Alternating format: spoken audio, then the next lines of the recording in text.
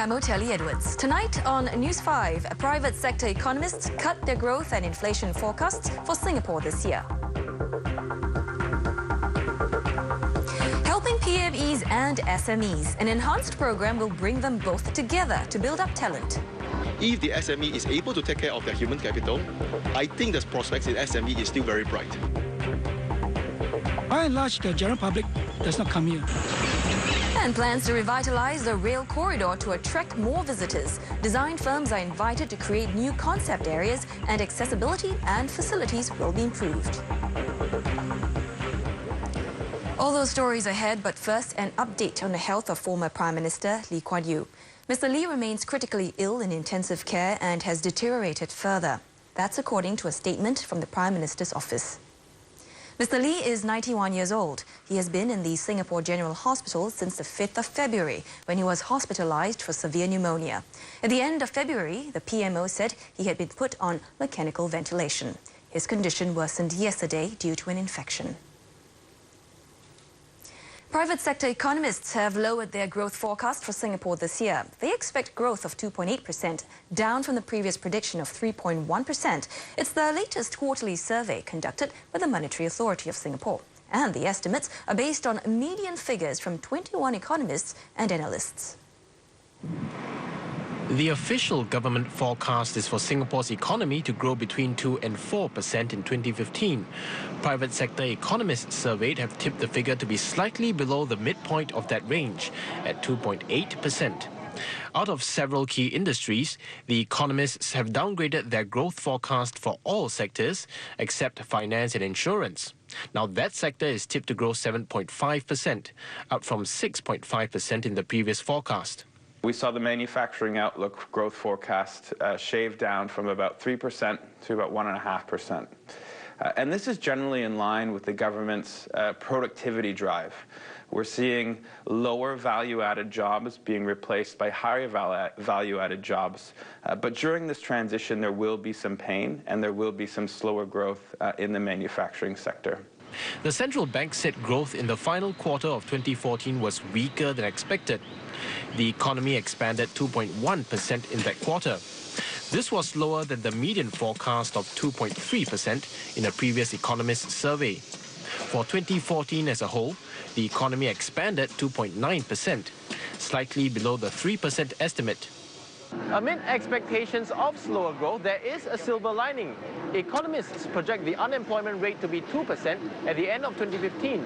For them, that's basically a situation of full employment. Quite a change was seen in the expectations of economists surveyed when it came to headline inflation. The median forecast in the previous poll was 1.1%. Economists have since lowered that to 0.1%.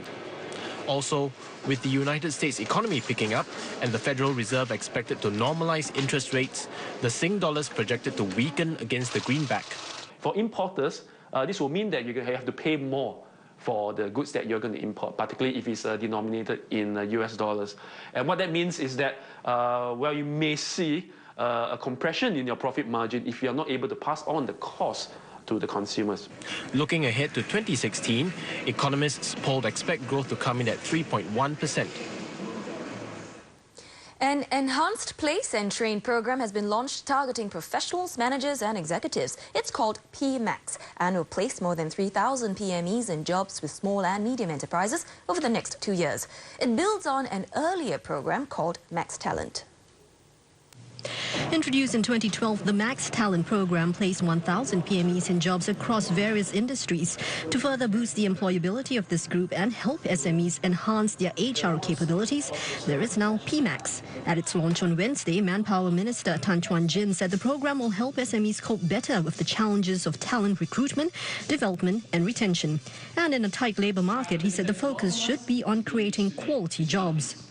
Jobs that can provide a meaningful career profession for Singaporeans, that can fully tap on the abilities and the capabilities of Singaporeans. And at the same time, I think, to look at improving the way we do things, so to do things in a better way. PMAX will include a new one-day SME workshop.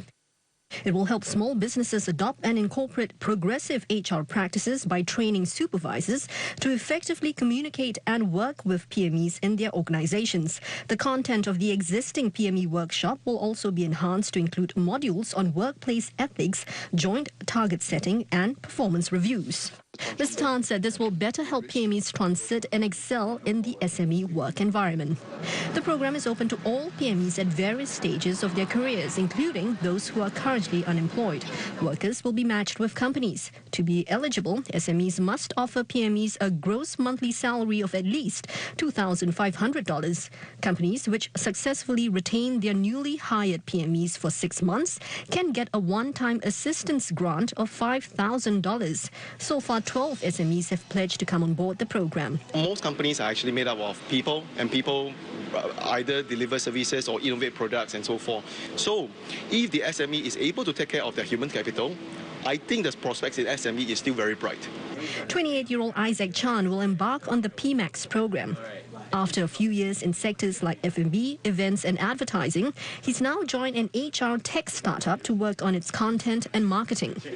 I just hope to get out of this program better sharpening of my current skill sets, really. My capabilities right now have been very broad, having been from different industries, and I feel as though there are some similarities in terms of just having effective management of people, making sure that my content is on point. Now, the Manpower Minister said the government is committed to helping SMEs transit to the new economy. SMEs are an integral part of Singapore's economic landscape, forming 99% of all enterprises and employing about 7 in 10 workers here. Now, SMEs also contribute to nearly half of Singapore's GDP.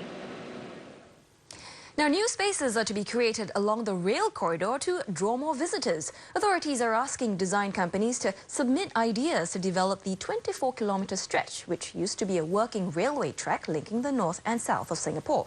You'll be able to get a glimpse of the winning proposal in an exhibition at the end of the year. The nature, greenery and rich history behind the rail corridor go a long way in making this space a place of respite for many. Feedback on how to develop this green spine was collected in the past 3.5 years. Most want this space untouched, with its greenery and rich heritage retained. Design firms will have to take this into account in their proposals.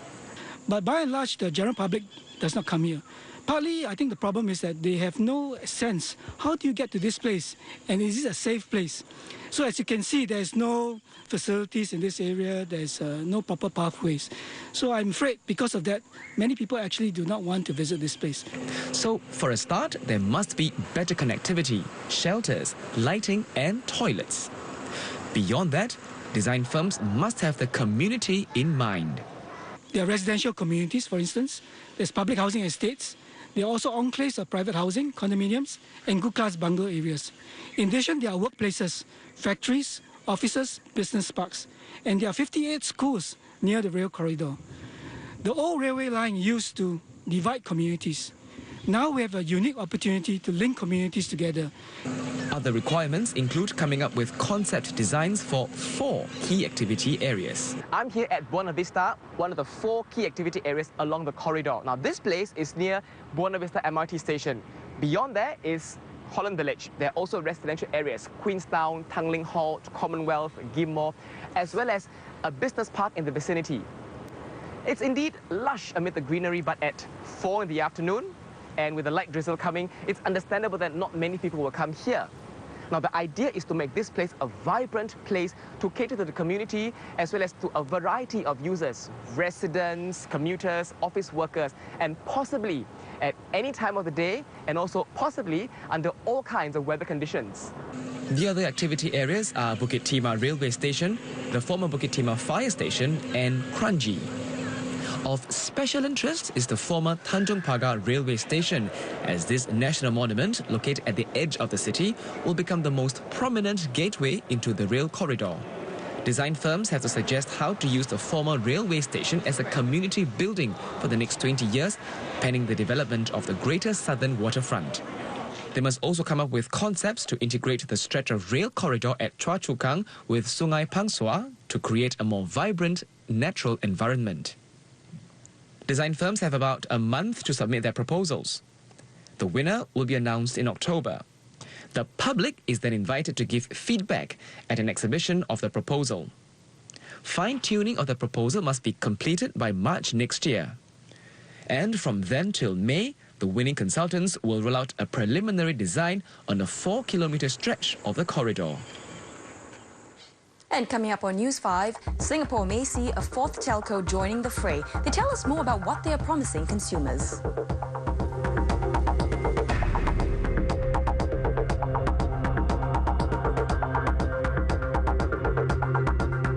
Mitsubishi Electric StarMax Aircon saves you energy and money, is easy to clean, and is the quietest.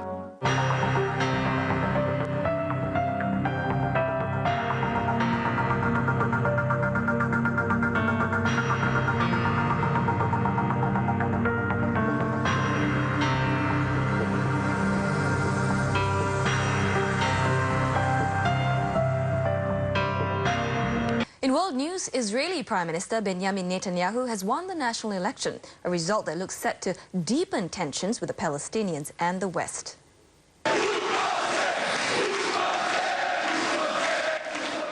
With nearly all votes counted, his right-wing Likud party was seen taking 30 of the 120 seats in parliament, compared with the centre-left Zionist Union's 24 seats. It's a resounding yet surprise victory, as Likud had been trailing just days before the polls. Mr. Netanyahu made a late appeal to the far right, ruling out the establishment of a Palestinian state if he was re-elected. It was effectively a U-turn on his endorsement of a two-state solution 5 years ago, and puts him at odds with the US and EU. He has pledged to establish a new government within weeks and needs the support of right-wing and religious parties to form a majority coalition. Divisions within Malaysia's opposition coalition are deepening over plans by the Islamist party PAS to push for an Islamic penal code that could include punishments like flogging and amputation. This has alarmed and angered its partners in what has already been a fragile alliance. PAS plans to push through amendments to a hudud bill in the northeastern state of Kelantan, even though it says hudud law can't be implemented in Kelantan because PAS lacks the required support from the federal government. Irrespective, the law has to be made as good as possible, because if it is left in the current state, then it can still lead to a lot of misunderstanding. So the amendments that were made addresses these issues, which includes, number one, the choice for the non-Muslims to go under the enactment, which in the amendment, it states clearly that it is only for the Muslims. So then there is no issue where people can say that we intend to implement hudud or the Islamic Criminal Code on non-Muslims. Pakatan Rakyat's leaders were shown the proposed amendments last week, but the Democratic Action Party, or DAP's Legal Bureau Chief Gobind Singh Deo was unimpressed. He's predicted turmoil in the coalition if PAS pushes through with the changes, and he says what's being tabled appears to be a reintroduction of the 1993 bill rather than amendments to it. PKR agrees that this distinction is important. Pakatan has always operated on consensus basis that whatever that needs to be implemented, if it were to be a Pakatan policy, has to be consensus by the three parties, otherwise it's a no-go area. PAS says its coalition mates have nothing to fear given the improbability of hudud laws ever being implemented in Kelantan. But this episode has highlighted the ideological differences that divide Pakatan's parties. And it's also left the public asking if the coalition's agree to disagree approach will sustain them until the next general elections. Simisha Naidu, Channel News Asia, Kuala Lumpur. Meantime, the search for the remaining bodies from last December's AirAsia crash was called off late last night. It's nearly 3 months after flight QZ8501 went down en route from Surabaya to Singapore. All 162 people on board were killed. 56 bodies remain missing. The crash sparked a massive international search for the wreckage and victims, but this had been scaled back in recent weeks. The last 3 bodies to be recovered were found this past weekend. The cause of the crash is still not clear. Speculation has focused on the plane climbing rapidly amid stormy weather. Indonesia will release its final report by August. Here at home, Singapore could soon see a fourth telco. Internet service provider MyRepublic has announced that it will put together a bid in the next 4G spectrum auction. And if it's successful, it plans to offer larger data bundles starting at 10 gigabytes. MyRepublic Singapore has ambitious plans to return to the days of larger and more generous data bundles if its spectrum bid is successful. The ISP says it hopes the focus on data would set it apart from competitors who have been cutting back on data sizes. MyRepublic says it plans to eventually offer unlimited data bundles, potentially priced at under $100. MyRepublic says it's negotiating with partners for its spectrum bid. It's in talks with local and foreign players who can provide funding and infrastructure expertise, but remains confident that its business model will be in place in time for an auction. By end of the year, we anticipate that there will be an auction on the 4G spectrum. So we are putting our plans together right now.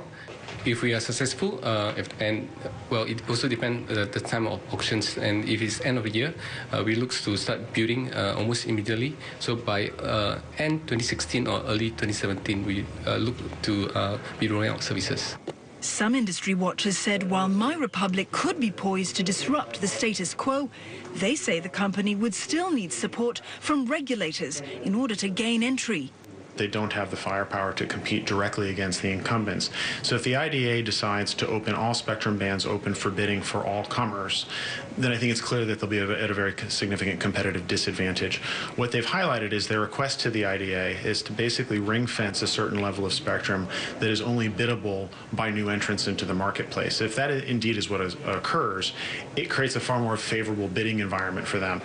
The Infocom Development Authority said in a statement that it was assessing the industry's feedback regarding the proposed allocation of spectrum for mobile broadband services and options to enhance mobile competition and would make a decision soon. A record number of people are taking part in this year's Intergenerational IT Bootcamp. It's a program where senior citizens can pick up basic IT skills with the help of students, also giving old and young a chance to bond. More than 420 people are involved this year in 2 constituencies that are running the course for the first time. And they are Tanjong Pagar GRC and Radin Mas, both of which have a higher proportion of elderly residents. The boot camps have been held since 2010 and are organized by the Infocom Development Authority of Singapore. Technology is really going fast. I think I'm left behind, so I think I have to come to learn something, despite my age.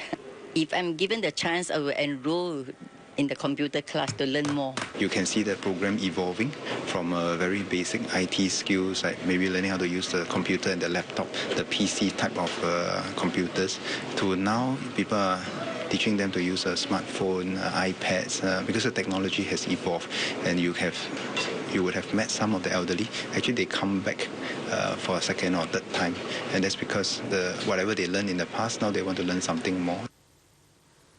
And still to come on 5, there can only be one set of red lions. The Singapore Swimming Association backs down amid a clash of names with the SAF parachutists.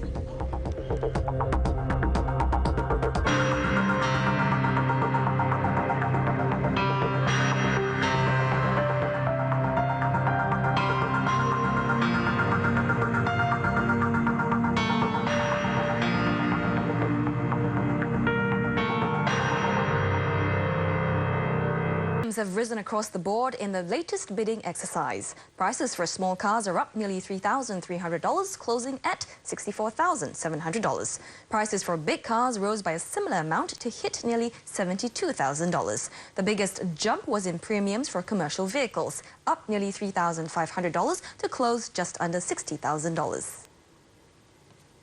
The Centrepoint Mall along Orchard Road is getting a $50 million makeover. Renovation work will begin in May on the ground and basement levels, and it's all expected to be completed by the second half of next year. And as you can see, the changes are quite startling. The new mall will have a more open concept and a new tenant mix. There will be thematic zones focusing on, for example, fashion, lifestyle, sports, dining and the home. An exhibition this year will reveal lesser-known parts of Singapore's past as the nation turns 50. It's called Past Forward and will showcase 74 projects created by Singaporeans. You can see a preview of 20 projects at the National Library building this week. The subjects are as diverse as life on the Southern Islands and Hainanese coffee culture. Even before coffee mega chains and artisan coffees landed on our shores, Singaporeans were already serious about their coffee in our very own kopitiams.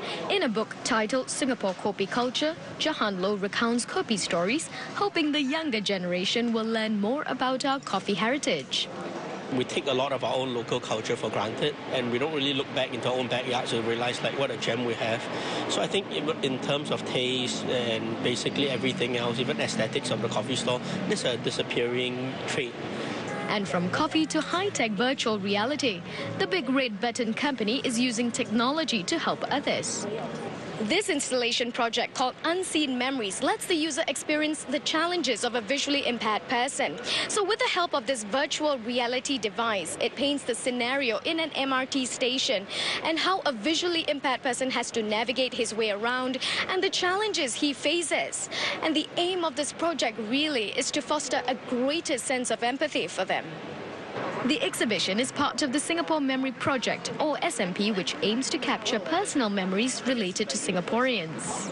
And there's more of the same on the way this Jubilee year. We're also celebrating the Singapore story through the medium of film.